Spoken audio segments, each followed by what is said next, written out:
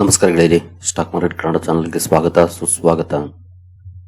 ಗೆಳೆಯರಿ, ವಿಡಿಯೋದಲ್ಲಿ ಇವತ್ತಿನ ನಮ್ಮ ಮಾರ್ಕೆಟ್ ಅಲ್ಲಿ ಸುದ್ದಿಯಲ್ಲಿರುವಂತಹ ಇಂಪಾರ್ಟೆಂಟ್ ಶೇರ್ಗಳ ಬಗ್ಗೆ ತಿಳ್ಕೊಳ್ಳುವಂತ ಪ್ರಯತ್ನವನ್ನು ಮಾಡೋಣ. ಹಾಗೆ ಇವತ್ತಿನ ನಮ್ಮ ಮಾರ್ಕೆಟ್ ಪರ್ಫಾರ್ಮೆನ್ಸ್ ಬಗ್ಗೆ ನಮ್ಮ ಗಿಫ್ಟ್ ನಿಫ್ಟಿ ಯಾವ ಇಂಡಿಕೇಶನ್ ಕೊಡ್ತಾ ಇದೆ, ಏಷ್ಯನ್ ಮಾರ್ಕೆಟ್ಸ್ ಯಾವ ರೀತಿ ಇದೆ, ಪಾಸಿಟಿವ್ ಇದೆಯಾ ನೆಗೆಟಿವ್ ಇದೆಯಾ, ಇದ್ರ ಬಗ್ಗೆ ಕೂಡ ಒಂದಷ್ಟು ವಿಷಯವನ್ನ ತಿಳ್ಕೊಳ್ಳೋಣ. ಮೊದಲಿಗೆ ಡಿಸ್ಕ್ಲೇಮರ್ ಕೊಡ್ಲಿಕ್ಕೆ ಇಷ್ಟಪಡ್ತೇನೆ. ಇಲ್ಲಿ ಕವರ್ ಮಾಡ್ತಿರೋಂಥ ಯಾವುದೇ ಸ್ಟಾಕ್ ಕೂಡ ರೆಕಮೆಂಡ್ ಮಾಡ್ತಿಲ್ಲ. ನೀವು ಫರ್ದರ್ ಸ್ಟಡಿ ಮೆಡಿಟೇಷನ್ ತಗೊಳ್ಬಹುದು. ಆಸ್ ಎಜುಕೇಶನಲ್ ಪರ್ಪಸ್ ನಾನು ವಿಡಿಯೋ ನಿಮ್ಮ ಮುಂದೆ ತರ್ತಾ ಇದ್ದೀನಿ. ಹಾಗೆ ನೀವು ಅಕೌಂಟ್ ಓಪನ್ ಮಾಡಿಲ್ಲ ಅಂತಂದ್ರೆ ಅಕೌಂಟ್ ಓಪನಿಂಗ್ ಲಿಂಕ್ ಡಿಸ್ಕ್ರಿಪ್ಷನ್ ಅಲ್ಲಿ ಇರುತ್ತೆ, ಅಕೌಂಟ್ ಓಪನ್ ಮಾಡಬಹುದು. ಹಾಗೆ ಏನಾದರೂ ಸ್ಪೆಸಿಫಿಕ್ ಸರ್ವಿಸ್ ಎಕ್ಸ್ಪೆಕ್ಟ್ ಮಾಡ್ತಿದ್ದೀರಿ ಅಂತಂದ್ರೆ ಅದೇ ಫಾರ್ಮ್ ಅನ್ನ ಫಿಲ್ ಮಾಡಬಹುದು. ನಿಮಗೆ ನಮ್ಮ ಟೀಮ್ ಇಂದ ಹೆಲ್ಪ್ ಸಿಗುತ್ತೆ. ಹಾಗೆ ಅಕೌಂಟ್ ಓಪನ್ ಮಾಡುವಂತ ಸಂದರ್ಭದಲ್ಲಿ art funds and scheme selection ಅಲ್ಲಿ ಪ್ರೀಮಿಯಂ ಅಕೌಂಟ್ ಅನ್ನ ಸೆಲೆಕ್ಟ್ ಮಾಡಿ, ನಂತರ TRX 20 ಸೆಲೆಕ್ಟ್ ಮಾಡಿ. ಇದು ಫ್ರೀ ಅಕೌಂಟ್ ಆಗಿರುತ್ತೆ, ಅಂದ್ರೆ ಯಾವುದೇ ಓಪನಿಂಗ್ ಚಾರ್ಜ್ ಇರೋದಿಲ್ಲ, ಫ್ರೀ ಅಕೌಂಟ್ ಆಗಿರುತ್ತೆ. ಇನ್ ಆಸ್ ಯೂಶುವಲ್ ನೀವು ಬೈ ಮಾಡಿದಾಗ ಸೆಲ್ ಮಾಡಿದಾಗ ಬ್ರೋಕರೇಜಸ್ ಇದ್ದೇ ಇರುತ್ತೆ, ಬಟ್ ಅಕೌಂಟ್ ಓಪನಿಂಗ್ ಚಾರ್ಜಸ್ ಏನಿರೋದಿಲ್ಲ. ಡಿಸ್ಕೌಂಟ್ ಬ್ರೋಕರ್ಸ್ ತರನೇ ಕೂಡ ಫ್ರೀ ಆಗಿರುತ್ತೆ. ಓಪನ್ ಮಾಡಿ. ಏನಾದ್ರೂ ಸಮಸ್ಯೆಗಳು ಕಂಡು ಬಂದ್ರೆ ಅಕೌಂಟ್ ಓಪನ್ ಮಾಡುವಾಗ ಅದೇ ಲಿಂಕ್ ಅಲ್ಲಿ ನಿಮ್ಗೆ ಫೋನ್ ನಂಬರ್ಸ್ ಕೂಡ ಇರುತ್ತೆ, ಕಾಲ್ ಮಾಡಿ, ನಮ್ಮ ಟೀಮ್ ಇಂದ ನಿಮ್ಗೆ ಸಹಾಯ ಸಿಗುತ್ತೆ. ಇನ್ನು ಸುದ್ದಿಗಳ ಕಡೆ ನಾವು ಬರೋದಾದ್ರೆ ಮೊದಲಿಗೆ ವಿಪ್ರೋ ಇವತ್ತು ಫೋಕಸ್ ಅಲ್ಲಿರುತ್ತೆ. ಮೊನ್ನೆ ಒಂದು ಸುದ್ದಿಯನ್ನು ಕವರ್ ಮಾಡಿದ್ದೆ ನಾನು, ಮೈಕ್ರೋಸಾಫ್ಟ್ ಜೊತೆ ಕಂಪನಿ ಡೀಲ್ ಮಾಡ್ಕೊಂಡಿರೋ ಬಗ್ಗೆ. ಭಾರತದಲ್ಲಿ AI ಅಡಾಪ್ಷನ್ ಗೆ ಸಂಬಂಧಪಟ್ಟಂತೆ ಮೈಕ್ರೋಸಾಫ್ಟ್ ಜೊತೆ ಕಂಪನಿ ಒಪ್ಪಂದವನ್ನು ಮಾಡಿಕೊಂಡಿದೆ. ಈ ಸುದ್ದಿ ಕಾರಣಕ್ಕೆ ವಿಪ್ರೋ ಸ್ಟಾಕ್ ಫೋಕಸ್ ಅಲ್ಲಿರುತ್ತೆ. ಇವತ್ತು ಅಬ್ಸರ್ವ್ ಮಾಡಬಹುದು ಮಾರ್ಕೆಟ್ ಅಲ್ಲಿ ಯಾವ ರೀತಿ ರಿಯಾಕ್ಷನ್ ಬರುತ್ತೆ ವಿಪ್ರೋ ಲಿಮಿಟೆಡ್ ಅಲ್ಲಿ ಅಂತ. ನಂತರ ಸ್ವಿಗ್ಗಿ ಲಿಮಿಟೆಡ್ ಫೋಕಸ್ ಅಲ್ಲಿರುತ್ತೆ. ಕಾರಣ ಕಂಪನಿ ಮೊನ್ನೆ ತಾನೇ 10,000 ಕೋಟಿ ಫಂಡ್ ರೈಸ್ ಅನ್ನ ಮಾಡಿದೆ QIP ಮೂಲಕ. ಹಾಗೆ ಈ QIP ನಲ್ಲಿ ICICI prudential AMC, SBI mutual fund, Aditya Birla sun life AMC ಇವರುಗಳು ಸ್ಟೇಕ್ ಅನ್ನು ತಗೊಂಡಿರೋ ಬಗ್ಗೆ ಅಪ್ಡೇಟ್ ಗಳು ಬಂದಿದೆ. ಈ ಸುದ್ದಿ ಕಾರಣಕ್ಕೆ ಸ್ವಿಗ್ಗಿ ಫೋಕಸ್ ಅಲ್ಲಿರುತ್ತೆ. ಈ ಸ್ಟಾಕ್ ಅನ್ನು ಸಹ ವಾಚ್ ಮಾಡಬಹುದು ಯಾವ ರೀತಿ ಇರುತ್ತೆ ಪರ್ಫಾರ್ಮೆನ್ಸ್ ಇವತ್ತು ಅಂತ. ನಂತರ BL ಫೋಕಸ್ ಅಲ್ಲಿರುತ್ತೆ. ಕಾರಣ ಕಂಪನಿ 776 ಕೋಟಿ ಆರ್ಡರ್ ಸಿಕ್ಕಿರೋ ಬಗ್ಗೆ ಅಪ್ಡೇಟ್ ಅನ್ನ ಕೊಟ್ಟಿದೆ. ಈ ಆರ್ಡರ್ ನ ಕಾರಣಕ್ಕೆ ಸ್ಟಾಕ್ ಫೋಕಸ್ ಅಲ್ಲಿರುತ್ತೆ. BL ಅನ್ನು ಕೂಡ ವಾಚ್ ಮಾಡಬಹುದು ಇವತ್ತು ಯಾವ ರೀತಿ ಇರುತ್ತೆ ಇದಕ್ಕೆ ರಿಯಾಕ್ಷನ್ ಅಂತ. ನಂತರ ಅರಬಿಂದೋ ಫಾರ್ಮಾ ಕೂಡ ಫೋಕಸ್ ಅಲ್ಲಿರುತ್ತೆ. ಕಾರಣ ಕಂಪನಿಯಲ್ಲಿ USFDA ಇನ್ಸ್ಪೆಕ್ಷನ್ ಇತ್ತು. 3 ಅಬ್ಸರ್ವೇಷನ್ಸ್ ಅನ್ನ ಫೈಂಡ್ ಮಾಡಿದೆ ಕಂಪನಿಯ ತೆಲಂಗಾಣ ಪ್ಲಾಂಟ್ ಅಲ್ಲಿ. ಈ ಸುದ್ದಿ ಕಾರಣಕ್ಕೆ ಅರಬಿಂದೋ ಫಾರ್ಮಾ ಕೂಡ ವಾಚ್ ಮಾಡಬಹುದು ಯಾವ ರೀತಿ ಇರುತ್ತೆ ಪರ್ಫಾರ್ಮೆನ್ಸ್ ಇವತ್ತು ಸ್ಟಾಕ್ ಅಲ್ಲಿ ಅಂತ. ನಂತರ ಟಾಟಾ ಪವರ್ ಕೂಡ ಫೋಕಸ್ ಅಲ್ಲಿರುತ್ತೆ. ಕಾರಣ ಕಂಪನಿ ಫಂಡ್ ರೈಸ್ ಮಾಡುವಂತ ಪ್ಲಾನ್ ಮಾಡ್ತಾ ಇದೆ. NCDs ಇಶ್ಯೂ ಮಾಡೋ ಮೂಲಕ ಸುಮಾರು 2,000 ಕೋಟಿ ಫಂಡ್ ರೈಸ್ ಮಾಡುವಂತ ಪ್ಲಾನ್ ಅನ್ನ ಮಾಡ್ತಾ ಇದೆ. ಈ ಸುದ್ದಿ ಕಾರಣಕ್ಕೆ ಫೋಕಸ್ ಅಲ್ಲಿರುತ್ತೆ. ಟಾಟಾ ಪವರ್ ಅನ್ನು ಕೂಡ ವಾಚ್ ಮಾಡಬಹುದು. ಈ ಫಂಡ್ ರೈಸ್ ಪ್ಲಾನ್ ಗೆ ಮಾರ್ಕೆಟ್ ಯಾವ ರೀತಿ ರಿಯಾಕ್ಟ್ ಮಾಡುತ್ತೆ, ಅಪ್ರಿಶಿಯೇಟ್ ಮಾಡುತ್ತಾ ಇಲ್ವಾ ಅನ್ನೋದನ್ನ ವಾಚ್ ಲಿಸ್ಟ್ ಅಲ್ಲಿ ಇಟ್ಕೊಂಡು ಇವತ್ತು ಅಬ್ಸರ್ವ್ ಮಾಡಬಹುದು.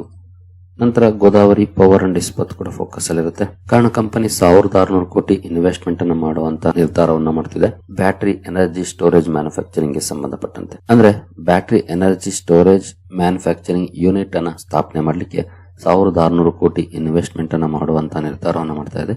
ಈ ಸುದ್ದಿ ಕಾರಣಕ್ಕೆ ಗೋದಾವರಿ ಪವರ್ ಅಂಡ್ ಇಸ್ಪತ್ ಕೂಡ ಫೋಕಸ್ ಅಲ್ಲಿರುತ್ತೆ. ಇದನ್ನು ಕೂಡ ವಾಚ್ ಮಾಡಬಹುದು ಯಾವ ರೀತಿ ಇರುತ್ತೆ ಮಾರ್ಕೆಟ್ ಅಲ್ಲಿ ರಿಯಾಕ್ಷನ್ ಅಂತ. ನಂತರ 197 ಕಮ್ಯುನಿಕೇಶನ್ ಅಥವಾ ಪೇಟಿಎಂ ಕೂಡ ಫೋಕಸ್ ಅಲ್ಲಿರುತ್ತೆ. ಕಾರಣ ಕಂಪನಿ ತನ್ನದೇ ಸಬ್ಸಿಡಿಯರಿ ಆಗಿರುವಂತಹ ಪೇಟಿಎಂ ಪೇಮೆಂಟ್ ಸರ್ವಿಸಸ್ ಅಲ್ಲಿ 2,250 ಕೋಟಿಯನ್ನ ಇನ್ವೆಸ್ಟ್ ಮಾಡಿದೆ. ಥ್ರೂ ರೈಟ್ಸ್ ಇಶ್ಯೂ ಸಬ್ಸ್ಕ್ರೈಬ್ ಮಾಡೋ ಮೂಲಕ 2,250 ಕೋಟಿಯನ್ನ ಇನ್ವೆಸ್ಟ್ಮೆಂಟ್ ಅನ್ನ ಮಾಡಿದೆ. ಈ ಸುದ್ದಿ ಕಾರಣಕ್ಕೆ 197 ಕಮ್ಯುನಿಕೇಶನ್ಸ್ ಅಥವಾ ಪೇಟಿಎಂ ಕೂಡ ಫೋಕಸ್ ಅಲ್ಲಿರುತ್ತೆ. ಈ ಸ್ಟಾಕ್ ಅನ್ನು ಸಹ ವಾಚ್ ಮಾಡಬಹುದು ಯಾವ ರೀತಿ ಇರುತ್ತೆ ಇವತ್ತು ಮಾರ್ಕೆಟ್ ಅಲ್ಲಿ ಪರ್ಫಾರ್ಮೆನ್ಸ್ ಅಂತ. ನಂತರ ಗ್ರಾನ್ಯುಯಲ್ಸ್ ಇಂಡಿಯಾ ಲಿಮಿಟೆಡ್ ಕೂಡ ಫೋಕಸ್ ಅಲ್ಲಿರುತ್ತೆ. ಕಾರಣ ಕಂಪನಿಗೆ USFDA ಇಂದ EIR ಇಶ್ಯೂ ಆಗಿದೆ. EIR ಅಂದ್ರೆ ಎಸ್ಟಾಬ್ಲಿಷ್ಮೆಂಟ್ ಇನ್ಸ್ಪೆಕ್ಷನ್ ರಿಪೋರ್ಟ್. ಈ ಸುದ್ದಿ ಕಾರಣಕ್ಕೆ ಗ್ರಾನ್ಯುಯಲ್ಸ್ ಇಂಡಿಯಾ ಕೂಡ ಫೋಕಸ್ ಅಲ್ಲಿರುತ್ತೆ. ಇದನ್ನು ಕೂಡ ವಾಚ್ ಮಾಡಬಹುದು ಏನಾದರೂ ರಿಯಾಕ್ಷನ್ ಇರುತ್ತಾ ಸ್ಟಾಕ್ ಅಲ್ಲಿ ಇವತ್ತು ಅಂತ. ನಂತರ KC ಇಂಟರ್ನ್ಯಾಷನಲ್ ಕೂಡ ಫೋಕಸ್ ಅಲ್ಲಿರುತ್ತೆ. ಕಾರಣ ಕಂಪನಿಗೆ ಸಂಬಂಧಪಟ್ಟಂತೆ ಒಂದು ಆರ್ಡರ್ ಅಪ್ಡೇಟ್ ಬಂದಿದೆ. 1,150 ಕೋಟಿ ಆರ್ಡರ್ ನ ಕಂಪನಿ ಪಡ್ಕೊಂಡಿದೆ. ಟ್ರಾನ್ಸ್ಮಿಷನ್ ಅಂಡ್ ಡಿಸ್ಟ್ರಿಬ್ಯೂಷನ್ ಗೆ ಸಂಬಂಧಪಟ್ಟಂತ ಆರ್ಡರ್ ಆಗಿರುತ್ತೆ ಇದು. ಈ ಸುದ್ದಿ ಕಾರಣಕ್ಕೆ KC ಇಂಟರ್ನ್ಯಾಷನಲ್ ಕೂಡ ಫೋಕಸ್ ಅಲ್ಲಿರುತ್ತೆ. ಈ ಸ್ಟಾಕ್ ಅನ್ನು ಸಹ ವಾಚ್ ಮಾಡಬಹುದು. ಈ 1,150 ಕೋಟಿ ಆರ್ಡರ್ ನ ಕಾರಣಕ್ಕೆ ಸ್ಟಾಕ್ ಅಲ್ಲಿ ಯಾವ ರೀತಿ ರಿಯಾಕ್ಷನ್ ಬರುತ್ತೆ ಇವತ್ತು ಅಂತ. ನಂತರ ಅಶೋಕ ಬಿಲ್ಡ್ಕಾನ್ ಕೂಡ ಫೋಕಸ್ ಅಲ್ಲಿರುತ್ತೆ. ಇದಕ್ಕೂ ಕೂಡ ಒಂದು ಆರ್ಡರ್ ಸಿಕ್ಕಿದೆ. ಕಂಪನಿಯ ಜಾಯಿಂಟ್ ವೆಂಚರ್ ಗೆ 1,041 ಕೋಟಿ ಆರ್ಡರ್ ಸಿಕ್ಕಿದೆ. BMC ಇಂದ ಸಿಕ್ಕಿರುವಂತಹ ಆರ್ಡರ್ BMC ಪ್ರಾಜೆಕ್ಟ್. ಈ 1,041 ಕೋಟಿ ಆರ್ಡರ್ ನ ಕಾರಣಕ್ಕೆ ಅಶೋಕ ಬಿಲ್ಡ್ಕಾನ್ ಕೂಡ ಫೋಕಸ್ ಅಲ್ಲಿರುತ್ತೆ. ಇದನ್ನು ಸಹ ವಾಚ್ ಮಾಡಬಹುದು ಯಾವ ರೀತಿ ಇರುತ್ತೆ ಪರ್ಫಾರ್ಮೆನ್ಸ್ ಇವತ್ತು ಮಾರ್ಕೆಟ್ ಅಲ್ಲಿ ಅಂತ. ನಂತರ ಬ್ರಿಗೇಡ್ ಎಂಟರ್ಪ್ರೈಸ್ ಲಿಮಿಟೆಡ್ ಕೂಡ ಫೋಕಸ್ ಅಲ್ಲಿರುತ್ತೆ.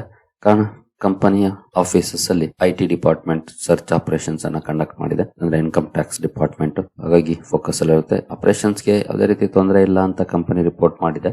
ಜೊತೆಗೆ ಅವರ ಸರ್ಚ್ ಆಪರೇಷನ್ಸ್ ಗೆ ನಾವು ಕೋಆಪರೇಟ್ ಮಾಡ್ತೀವಿ ಅಂತ ಹೇಳಿದೆ. IT ರೈಡ್ ಆಗಿರೋ ಕಾರಣಕ್ಕೆ ಬ್ರಿಗೇಡ್ ಎಂಟರ್ಪ್ರೈಸಸ್ ಕೂಡ ಫೋಕಸ್ ಅಲ್ಲಿರುತ್ತೆ. ಇದನ್ನು ಸಹ ವಾಚ್ ಮಾಡಬಹುದು. ಇವತ್ತು ಮಾರ್ಕೆಟ್ ಅಲ್ಲಿ ಯಾವ ರೀತಿ ರಿಯಾಕ್ಷನ್ ಬರುತ್ತೆ ಅಂತ.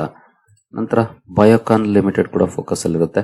ಕಂಪನಿಯ ಆರ್ಮ್ ಬಯೋಕಾನ್ ಬಯಾಲಜಿಕ್ಸ್ ರೀಜನರನ್ ಹಾಗೂ ಬೇಯರ್ ಜೊತೆ ಒಪ್ಪಂದವನ್ನ ಮಾಡಿಕೊಂಡಿದೆ. ಒಂದು ಬಯೋ ಸಿಮಿಲರ್ ಗೆ ಸಂಬಂಧಪಟ್ಟಂತೆ ಈ ಒಪ್ಪಂದದ ಕಾರಣಕ್ಕೆ ಬಯೋಕಾನ್ ಕೂಡ ಫೋಕಸ್ ಅಲ್ಲಿರುತ್ತೆ. ಈ ಸ್ಟಾಕ್ ಅನ್ನು ಸಹ ವಾಚ್ ಮಾಡಬಹುದು ಯಾವ ರೀತಿ ಇರುತ್ತೆ ಪರ್ಫಾರ್ಮೆನ್ಸ್ ಅಂತ. ಇತ್ತೀಚಿನ ದಿನಗಳಲ್ಲಿ ಬಯೋಕಾನ್ ಒಳ್ಳೆ ಪರ್ಫಾರ್ಮೆನ್ಸ್ ಅನ್ನ ಮಾಡ್ತಾ ಇದೆ. ಇವತ್ತು ಕೂಡ ವಾಚ್ ಮಾಡಬಹುದು ಯಾವ ರೀತಿ ಇರುತ್ತೆ ರಿಯಾಕ್ಷನ್ ಸ್ಟಾಕ್ ಅಲ್ಲಿ ಅಂತ.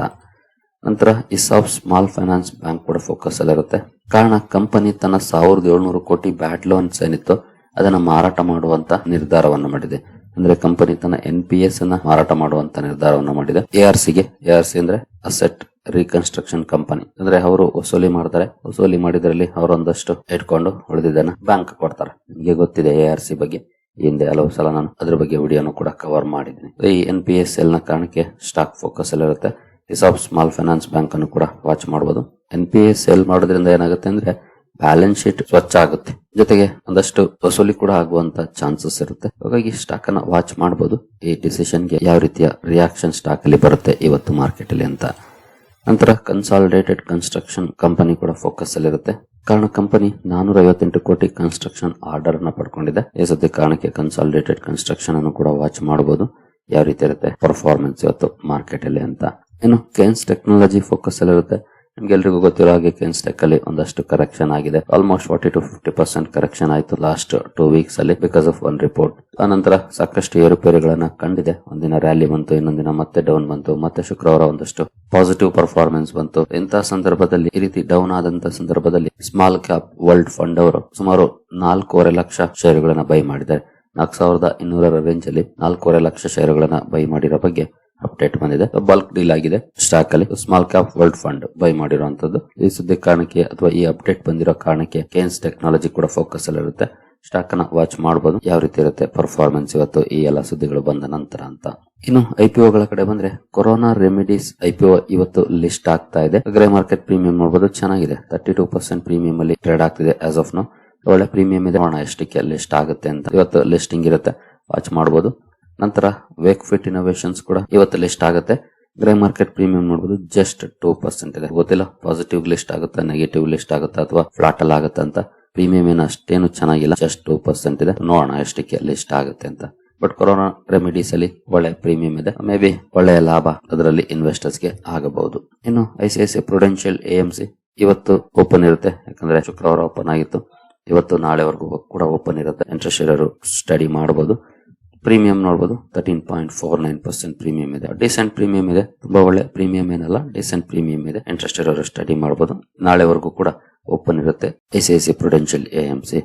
ಇನ್ನು ನೆಕ್ಸ್ಟ್ KSH ಇಂಟರ್ನ್ಯಾಷನಲ್ IPO ಇವತ್ತಿಂದ ಓಪನ್ ಆಗ್ತಾ ಇದೆ. ಸಾರಿ, ಇದು ನಾಳೆ ಓಪನ್ ಆಗ್ತಾ ಇರೋದು 16th ಡಿಸೆಂಬರ್. ಇವತ್ತು 15th. ನೋಡೋಣ, ನಾಳೆ ನೋಡೋಣ. ಪ್ರೀಮಿಯಂ ಆಸ್ ಆಫ್ ನೌ ಏನಂತ ಒಳ್ಳೆ ಪ್ರೀಮಿಯಂ ಇಲ್ಲ, 0 ಇದೆ. ಅಂದ್ರೆ ಇನ್ನು ಟ್ರೇಡ್ ಆಗ್ತಾನೆ ಇಲ್ಲ. ನೋಡೋಣ ನಾಳೆ ಅಷ್ಟರಲ್ಲಿ ಏನಾದ್ರು ಚೇಂಜ್ ಆಗುತ್ತಾ ಪ್ರೀಮಿಯಂ ಅಲ್ಲಿ ಅಂತ. ಇನ್ನು ಗಿಫ್ಟ್ ನಿಫ್ಟಿ ಕಡೆ ಬಂದ್ರೆ ಗಿಫ್ಟ್ ನಿಫ್ಟಿಯಲ್ಲಿ ಯಾವ ರೀತಿ ಪರ್ಫಾರ್ಮೆನ್ಸ್ ಇದೆ ಅಂತ ಆಸ್ ಆಫ್ ನಾವು ನೋಡಬಹುದು. ಗಿಫ್ಟ್ ನಿಫ್ಟಿಯಲ್ಲಿ 80 ಪಾಯಿಂಟ್ಸ್ 0.31% ಡೌನ್ ಪರ್ಫಾರ್ಮೆನ್ಸ್ ನೋಡಲಿಕ್ಕೆ ಕಾಣ್ತಾ ಇದೆ. ಹಾಗೆ ಏಷ್ಯನ್ ಮಾರ್ಕೆಟ್ ಗಳನ್ನ ನೋಡಿದ್ರೆ ಇಲ್ಲೂ ಕೂಡ ಡೌನ್ ಪರ್ಫಾರ್ಮೆನ್ಸ್ ಇದೆ. ಜಕಾರ್ತಾ ಕಾಂಪೋಸಿಟ್ ಮಾತ್ರ ಸ್ವಲ್ಪ ಪಾಸಿಟಿವ್ ಅಲ್ಲಿ ಟ್ರೇಡ್ ಆಗ್ತಿದೆ, ಬಿಟ್ರೆ ಇನ್ನೆಲ್ಲ ಮಾರ್ಕೆಟ್ಸ್ ನೆಗೆಟಿವ್ ಅಲ್ಲೇ ಟ್ರೇಡ್ ಆಗ್ತಿದೆ ನೋಡಬಹುದು. ಅಂದ್ರೆ ಗಿಫ್ಟ್ ನಿಫ್ಟಿಯಿಂದ ಹಾಗೂ ಏಷ್ಯನ್ ಮಾರ್ಕೆಟ್ಸ್ ಇಂದ ನೆಗೆಟಿವ್ ಟ್ರೆಂಡ್ ನೋಡ್ಲಿಕ್ಕೆ ಕಾಣ್ತಾ ಇದೆ. ಈಗ ಡೌ ಜೋನ್ಸ್ ಫ್ಯೂಚರ್ಸ್ ಅನ್ನು ನೋಡಿದ್ರೆ ಇಲ್ಲಿ ಪಾಸಿಟಿವ್ ಪರ್ಫಾರ್ಮೆನ್ಸ್ ಇದೆ. 166 ಪಾಯಿಂಟ್ಸ್ 0.34% ಅಪ್ ಅಲ್ಲಿ ಡೌ ಜೋನ್ಸ್ ಫ್ಯೂಚರ್ಸ್ ಟ್ರೇಡ್ ಆಗ್ತಿದೆ. ಇದನ್ನು ನೋಡಿದ್ರೆ ಪಾಸಿಟಿವ್ ಇದೆ. ಬಟ್ ಏಷ್ಯನ್ ಕ್ಯೂಸ್ ಹಾಗೂ ಗಿಫ್ಟ್ ನಿಫ್ಟಿ ನೆಗೆಟಿವ್ ಇಂಡಿಕೇಶನ್ ಅನ್ನ ಮಾಡ್ತಿದ್ದಾವೆ. ಬಹುಶಃ ಗ್ಯಾಪ್ ಡೌನ್ ಅಲ್ಲಿ ಓಪನ್ ಆಗೋ ಲಕ್ಷಣ ಆಸ್ ಆಫ್ ನೌ ದೊಡ್ಡ ಮಟ್ಟದಲ್ಲಿ ಕಾಣ್ತಾ ಇದೆ. ನೋಡೋಣ ಯಾವ ರೀತಿ ಓಪನ್ ಆಗುತ್ತೆ ಅಂತ. ನಮಗೆ ಕ್ಲೋಸಿಂಗ್ ಬಹಳ ಇಂಪಾರ್ಟೆಂಟ್. ಕ್ಲೋಸಿಂಗ್ ಯಾವ ರೀತಿ ಇರುತ್ತೆ, ಪಾಸಿಟಿವ್ ಇರುತ್ತಾ ನೆಗೆಟಿವ್ ಇರುತ್ತಾ, let's hope for the best. ಹಾಗೆ ಕ್ರೂಡ್ ಕಡೆ ಬಂದ್ರೆ ಕ್ರೂಡ್ ಅಲ್ಲಿ ಸ್ವಲ್ಪ ಮಟ್ಟಿಗೆ ಪಾಸಿಟಿವ್ ಪರ್ಫಾರ್ಮೆನ್ಸ್ ಇದೆ. ಬಟ್ 61-62 ರೇಂಜ್ ಅಲ್ಲಿ ಬ್ರೆಂಟ್ ಟ್ರೇಡ್ ಆಗ್ತಿದೆ. ಅದೊಂದು ಪಾಸಿಟಿವ್ ಸುದ್ದಿ ಅಂತಾನೆ ಹೇಳ್ಬೋದು. ಗೋಲ್ಡ್ ಅಲ್ಲಿ ರೆಕಾರ್ಡ್ ರ್ಯಾಲಿ ಕಂಟಿನ್ಯೂ ಆಗ್ತಾ ಇದೆ. ಎಸ್ಪೆಷಲಿ ಈಗ bank of Japan rate hike ಮಾಡಬಹುದು ಅನ್ನೋಂತ ಎಕ್ಸ್ಪೆಕ್ಟೇಷನ್ ಮೇಲೆ ಕಮಾಡಿಟೀಸ್ ಒಳ್ಳೆ ಪರ್ಫಾರ್ಮೆನ್ಸ್ ಅನ್ನ ಮಾಡುವಂತ ಪ್ರಾಬಬಿಲಿಟಿ ಜಾಸ್ತಿ ಆಗ್ತಾ ಇದೆ. ಅದೇ ರೀತಿಯ ರಿಯಾಕ್ಷನ್ ಗೋಲ್ಡ್ ಅಲ್ಲಿ ಈಗಾಗಲೇ ನೋಡ್ಲಿಕ್ಕೆ ಸಿಗ್ತಾ ಇದೆ. ನೋಡೋಣ ಯಾವ ರೀತಿ ಇರುತ್ತೆ ಅಂತ. ಹಾಗೆ ಬ್ಯಾಂಕ್ ಆಫ್ ಜಪಾನ್ ಎಕ್ಸ್ಪೆಕ್ಟೇಷನ್ ನ ಕಾರಣಕ್ಕೆ ಒಂದಷ್ಟು ಪ್ರೆಷರ್ ಮಾರ್ಕೆಟ್ ಅಲ್ಲಿ ಇರುವಂತಹ ಸಾಧ್ಯತೆಗಳಿದೆ. Let's see what happens. ಸರಿ ಗೆಳೆಯರೆ, ಈ ಎಲ್ಲ ಅಪ್ಡೇಟ್ಸ್ ನಿಮಗೆ ಇಷ್ಟ ಆಗಿದೆ ಅಂದ್ಕೊಳ್ತೀನಿ. ಮುಂದಿನ ವಿಡಿಯೋದಲ್ಲಿ ಸಿಗೋಣ. ಅಲ್ಲಿವರೆಗೂ ಜೈ ಹಿಂದ್, ಜೈ ಕರ್ನಾಟಕ.